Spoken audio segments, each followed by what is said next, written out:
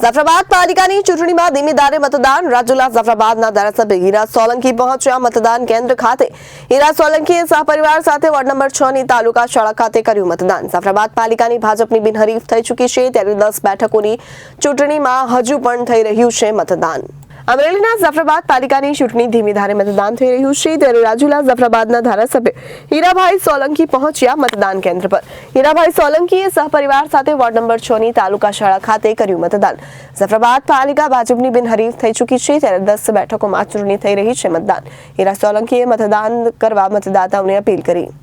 જાફરાબાદ નગરપાલિકાની ચૂંટણી અનુસંધાને આજે લોકશાહીનો ઉપયોગ કરી અને આજે મેં મતદાન કર્યું છે।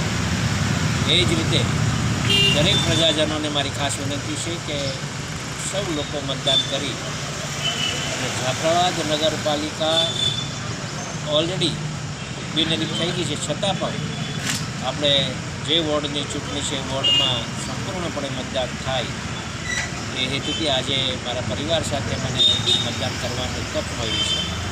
ત્યારે ગુજરાત સ્વરાજ્યની ચૂંટણીમાં દરેક ઠેકાણે ખૂબ સરસનું વાતાવરણ ભારતીય જનતા પાર્ટીનું હોય અને દરેક ઠેકાણે નગરપાલિકાઓ મહાનગરો નગરપાલિકાની બનવા જઈ રહી છે, એમાં કોઈ શંકા નથી। Reporter Babubhai Vadher, Janadesh news, Jafrabad.